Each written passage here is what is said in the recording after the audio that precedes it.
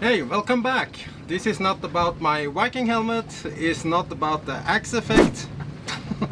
I don't need it, I have my Viking helmet. Anyway, this video is about my love for my Backstay Tensioner, and I'm gonna share my love with you in this episode.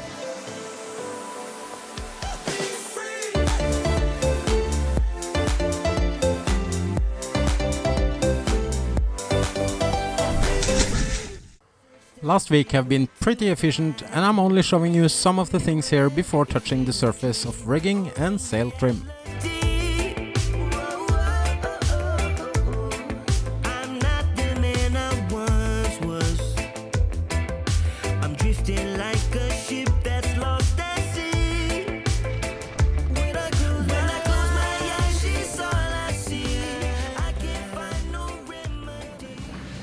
I'm gonna paint my outboard cover, and I have some hand sanitizer. That's the cheapest alcohol you can buy for money these days.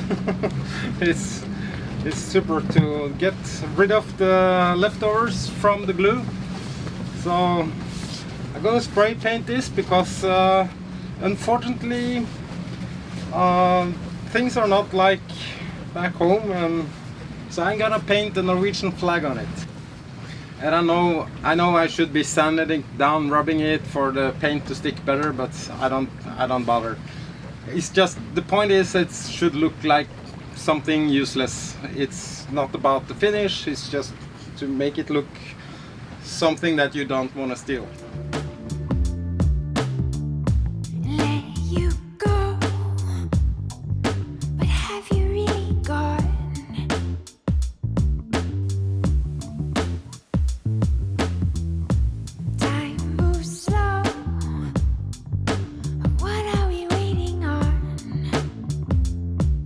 And to me as a sailor, watching paint drying is just as fun as watching a football match. I was enjoying my hammock in between before the sunset.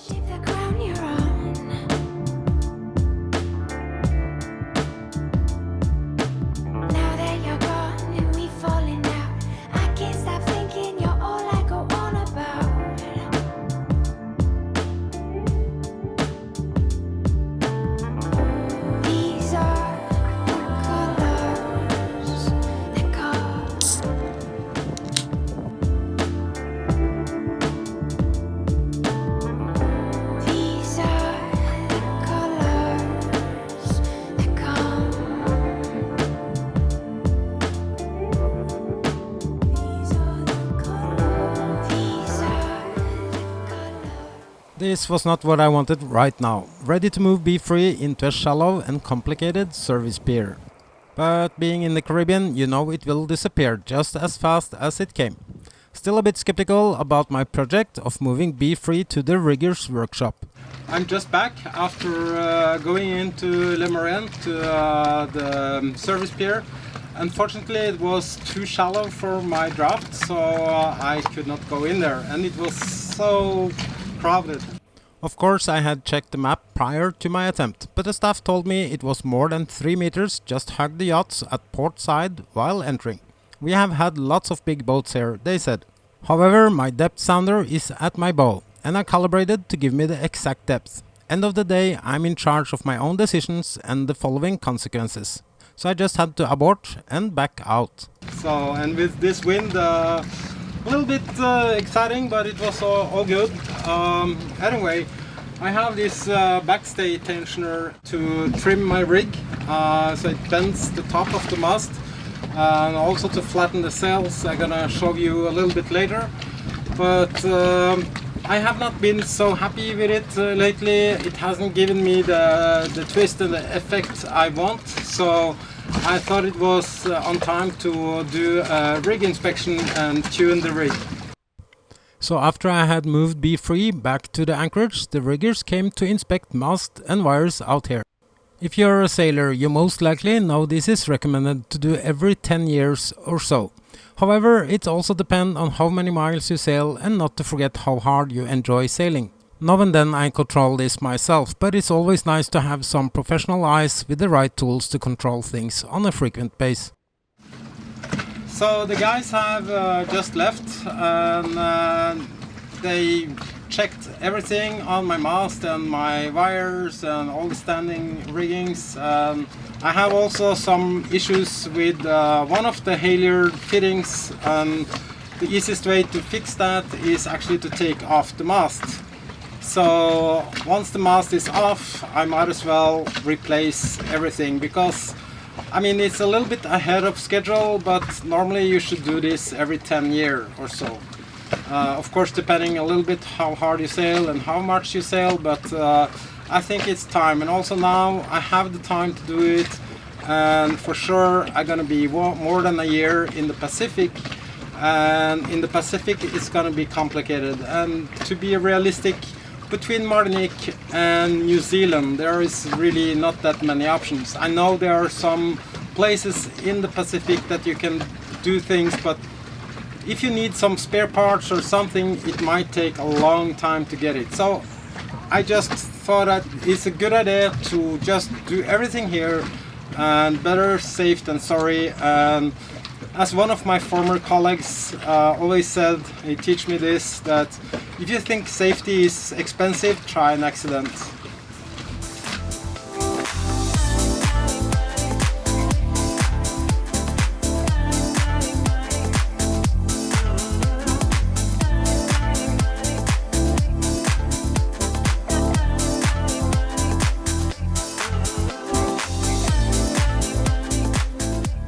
So now I'm waiting for an offer from these companies to detach my rig, electronics and everything, and simultaneously it will be a great opportunity to do some upgrades as well. Some believe because they have a yacht from the 90s or a low volume production yacht they don't need to do this. I have had strongly built Scandinavian yachts from the 90s and it really doesn't matter. I still believe every 10 years is a minimum, no matter how strong you believe your yacht is. If the price quotation is not too crazy, I might find myself here pretty soon to remove the mast and start working on some upgrades as well. However, it might as well be a good alternative to sell north to St. Martin for the same reason. Time will show. Now I'm gonna tell you why I love my backstay. Some yachts don't even have a backstay, like lots of catamarans. And some yachts have a backstay but no backstay tensioner. The most common backstay tensioner is manual, hydraulic or mechanical, and I'm pretty sure there's other solutions as well. I'm gonna try to explain how I believe this works, and the effects given on sails and rigging by adjusting the backstay, so I'm only gonna focus on my own solution here. On my yacht there is a mechanical tension adjuster, operated with a winch handle at the starboard side, and when I'm tightening my backstay I'm bending the mast backwards. My experience is this increased tension on the forestay, with the result of not only flattening my Genoa, but also flattening the mainsail. I'm gonna try to explain more further out here. As trained sailors I will definitely spot several things that's not okay here. Even though it's an old clip, I still remember this and I believe it's a good example. Adjusting the backstay solved a lot, but not everything. But for now I'm gonna focus on this and try to explain why. By adjusting my backstay, I increase the tension on my forestay, because I bend the mast backwards. The result I'm seeing is this also changed the profile of the sails, from baggy to flatter and moving the deep profile backwards. I always do this between broad reach to close reach, making my sail flatter, let the wind pass easier, and my yacht is also heeling less over. And in addition to not heeling as much over, I'm normally able to point higher and sometimes even sail faster. Normally I also can handle more wind before reefing. Even though pointing as high as possible not always beats the boat speed. Especially in light winds, something I do put into this equation is the currents. And again, I have overdone this illustration to display what I try to explain. The more sideways power from the current, the bigger difference from pointing angle to actually sailed course. Sometimes I try to point as high as possible, if this means I can reduce the surface of my keel's angle to the current. Okay, so now it sounds like I'm this guy with sailing gloves all the time, 100% focus and sail trim, and on top of everything at all time. I'm not. Most of the time I'm just a lazy long distance sailor like anyone else, and even forget to optimize my own sails. Still I feel it's nice to know and to understand these things, not only to point higher and sail faster, but also less stress on the equipment. But if you ever been fighting your way between islands in the Caribbean and you go between the channels with strong currents and gusting winds, you probably understand what I'm talking about. Trimming my rig and sails sometimes give me the extra height I need on a short distance sails, and it can be the difference between anchor before sunset or arriving after dark. And there is no rules without exceptions, and of course also in this. If I should say it very briefly, I would say like the more wind, the tighter backstay. If you go downwind, you loosen up your backstay. When you go from broad reach to close reach, you tighten up, and the more wind, the tighter. But again, it's not always the blueprint, because even in light winds, sometimes it could be a good idea to tension up the backstay a little bit. But the best way to find out is actually to play around a little bit, and also use your instruments, your log, and check your knots and see if your adjustments, what it gives to you, so you know where it should be when you're out sailing. Please remember, I'm no expert. I'm only sharing my joy of sailing and the daily life and my adventures. So I'm gonna end this video just as I started, with my plastic souvenir on my head. And why should you trust a single word of what a guy with a plastic souvenir on his head called Viking by his friends are saying? If you even knew what the word Viking means, in short term it means pirate. So maybe you shouldn't trust anything what I'm saying. But anyway, thank you so much for being here. Thank you so much for watching. All the best. Stay safe, stay healthy. Until next time, cheers.